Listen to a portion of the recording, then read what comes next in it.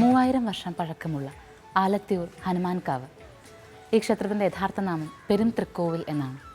പെരുംതൃക്കോവിലെ പ്രധാന മൂർത്തി ശ്രീരാമനുമാണ്. വസിഷ്ഠമുനിയാണ് പ്രതിഷ്ഠ നടത്തിയത് എന്ന് വിശ്വാസമുള്ള ഈ ക്ഷേത്രഭൂമി പിന്നീട് ആലത്തിയൂർ തന്നെയുള്ള നമ്പൂതിരിമാർക്ക് കീഴിൽ വരികയും അത് കഴിഞ്ഞ് വെട്ടത്ത് രാജാക്കന്മാർ മേൽനോട്ടം നൽകുകയും ചെയ്തു. എന്നാൽ ഇപ്പോൾ കോഴിക്കോട് സാമൂതിരിയുടെ മേൽനോട്ടത്തിലാണ് ക്ഷേത്രഭൂമിയുള്ളത്.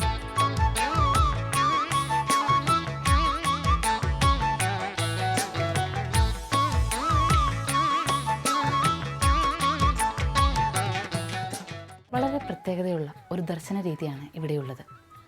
നമസ്കാര മണ്ഡപത്തോടു കൂടിയ പ്രധാന ശ്രീകോവിലെ പ്രധാന മൂർത്തി ശ്രീരാമദേവനാണ്. ശ്രീരാമ ദർശനം നേടിയെടുക്കുമ്പോൾ അതിന് തൊട്ടരികിലായുള്ള ചെറിയ ശ്രീകോവിൽ, അതായത് വലിയ ശ്രീകോവിലിനോട് ചേർന്നിരിക്കുന്ന ശ്രീകോവിലാണ് ആഞ്ജനേയൻ സാന്നിധ്യമരുളുന്നത്. ഇനി ഇവിടുത്തെ വിശ്വാസത്തെക്കുറിച്ച് പറയാം. ശ്രീരാമ ഭഗവാൻ നിൽക്കുന്ന ഭാവത്തിലാണ് ഇവിടെയുള്ളത്. അതാകട്ടെ സീതയെ അന്വേഷിച്ച് പുറപ്പെടുന്ന ഹനുമാന് അടയാളവാക്യം പറഞ്ഞു കൊടുക്കുന്ന ഒരു ശ്രദ്ധാപൂർവമായ ഭാവം. അടയാളവാക്യം മറ്റാരും കേൾക്കാതെ ഹനുമാന് പറഞ്ഞു കൊടുക്കുകയാണ് ഭഗവാൻ. അതാണ് ഇവിടുത്തെ പ്രതിഷ്ഠയുടെ ഭാവം. ഇനി ആഞ്ജനേയനാകട്ടെ ഭഗവാൻ പറയുന്നത് തൻ്റെ ചെവിയിലേക്ക് ശ്രദ്ധാപൂർവം എടുക്കുവാൻ വേണ്ടി അത്രയ്ക്ക് ശ്രദ്ധിച്ച് ഒരല്പം തല ചരിച്ച് നിൽക്കുകയാണ്. അങ്ങനെ തന്നെ പ്രതിഷ്ഠ ഇവിടെ കാണുവാനാകും. ആഞ്ജനേയൻ തല ഒരല്പം ചരിച്ച് ഭഗവാനെങ്കിലേക്ക് ചരിച്ച് നിൽക്കുന്ന ഒരു ഭാവം. ശ്രദ്ധയാണ് അതുകൊണ്ട് തന്നെ ഇവിടുത്തെ പ്രധാന ആകർഷണം. ശ്രദ്ധയോടുകൂടി മാത്രം പ്രാർത്ഥിക്കാനാവുക, ശ്രദ്ധയോടുകൂടി മാത്രം ഈശ്വര ദർശനം നടത്തുക, അതൊക്കെയാണ് ഇവിടെ എത്തുന്ന ഭക്തൻ ഏറ്റവും കൂടുതലായി അറിഞ്ഞിരിക്കേണ്ട കാര്യം. ഇനി മറ്റൊരു കാര്യമുള്ളത്, ഈ ഒരു പ്രതിഷ്ഠാ സന്ദർഭം, അതായത് ഹനുമാൻ സീതയെ അന്വേഷിച്ച് ലങ്കയിലേക്ക് പുറപ്പെടുന്നതിന് തൊട്ട് മുൻപുള്ള ആ ഒരു ഭാഗം, അത് കിഷ്കിന്ധ കാണ്ഡത്തിൻ്റെ അവസാനമാണ്. ആ അവസാനത്തിന് ഒരു സവിശേഷതയുണ്ട്. ആ അവസാന ഭാഗത്തോടു കൂടിയാണ് ഹനുമാന് ശക്തി വർദ്ധിക്കുന്നത്. അതുകൊണ്ട് തന്നെ ഇവിടെ എത്തി ശ്രീരാമദേവനെ ദർശിച്ച് ആഞ്ജനേയനെയും ദർശിച്ച് കഴിയുമ്പോൾ ആ ദർശിക്കുന്ന ഭക്തന് ശക്തി വർദ്ധിക്കും, ആത്മബലം വർദ്ധിക്കും എന്നതിന് യാതൊരു സംശയവും വേണ്ട.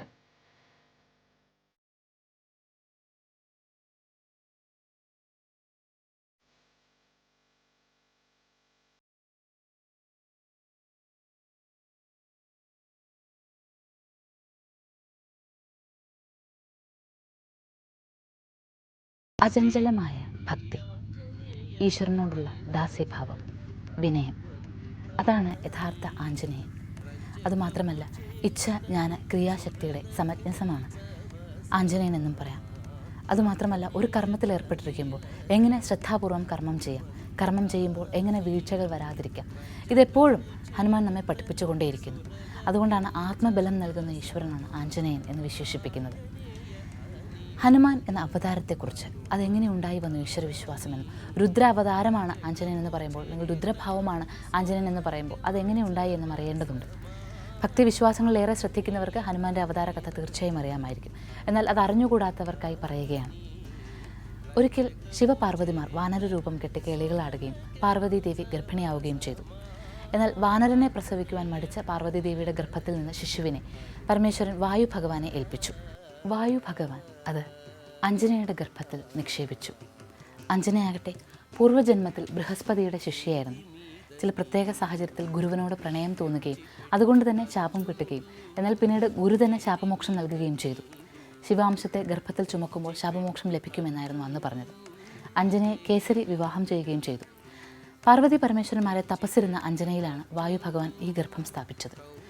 അങ്ങനെയാണ് ഹനുമാൻ അവതരിക്കുന്നത്. രുദ്രാംശം തന്നെയാണ് ഹനുമാൻ എന്ന് ഈ ഒരു അവതാര കഥയിൽ നിന്ന് വ്യക്തമാകുന്നുണ്ടല്ലോ.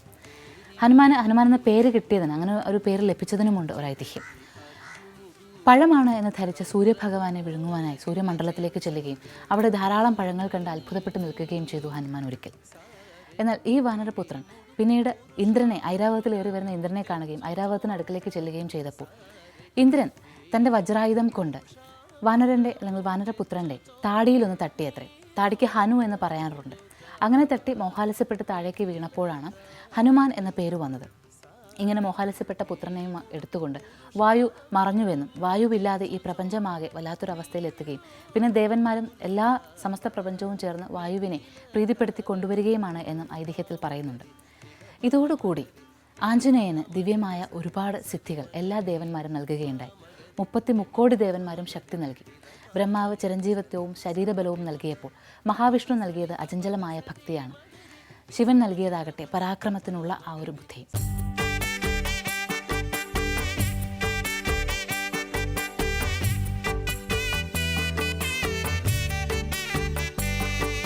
ശ്രീരാമദൂത ഹനുമാൻ സാന്നിധ്യമാകുന്ന പെരുംതൃക്കോവിൽ.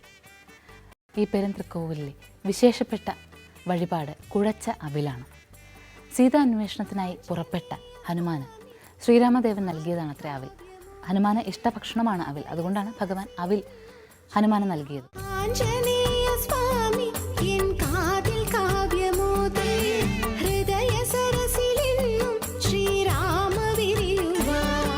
ഹനുമാൻ ലങ്ക ചാടിക്കടന്നു എന്നത് ഒരു വലിയ പ്രതീകമാണ്.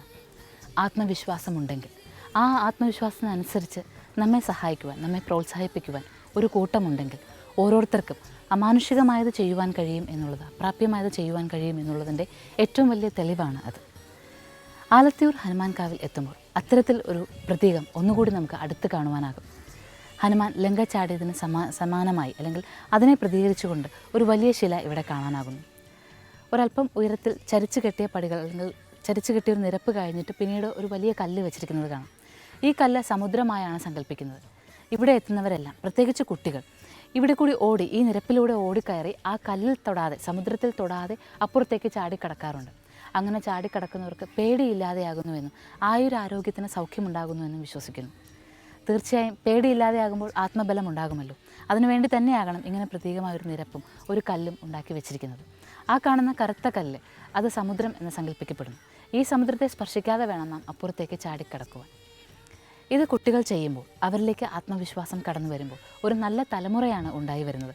അതുമാത്രമല്ല, യഥാർത്ഥ അർത്ഥത്തിൽ പ്രയത്നിക്കേണ്ടത് എങ്ങനെയെന്ന്, ജീവിത വിജയം നേടേണ്ടത് എങ്ങനെയെന്ന് വലിയ പാഠവുമാണ് ഇവിടെ നിന്ന് നാം പഠിച്ചെടുക്കേണ്ടത്.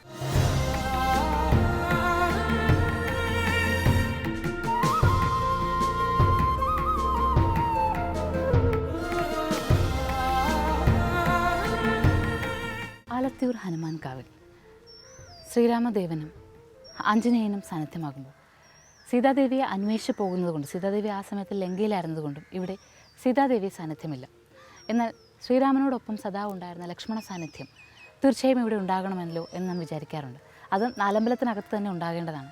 പക്ഷേ നാലമ്പലത്തിന് പുറത്താണ് ഇവിടെ ലക്ഷ്മണ സാന്നിധ്യമുള്ളത്. ലക്ഷ്മണ ശ്രീകോവിൽ തിരുമുന്നിലാണ് നാം ഇപ്പോൾ നിൽക്കുന്നത്. പുതുതായി ശ്രീകോവിൽ പണിതുകൊണ്ടിരിക്കുകയാണ്. വിഗ്രഹം ഇപ്പോൾ ബാലാലയത്തിലാണ് ഉള്ളത്.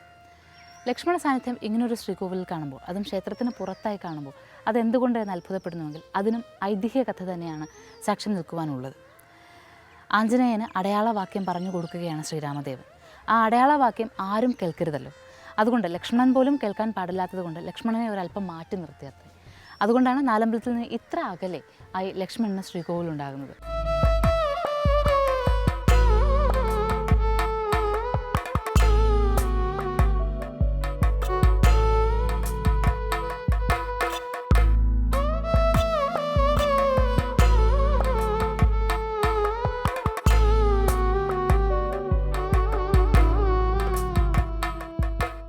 ഇവിടുത്തെ ഗ്രാമീണരായ കുട്ടികൾ പ്രാർത്ഥിക്കാറുള്ളത് പോലെ അതേ കുട്ടികളുടേതായ നിഷ്കളങ്കതയോടുകൂടി നമുക്കും പ്രാർത്ഥിക്കാം.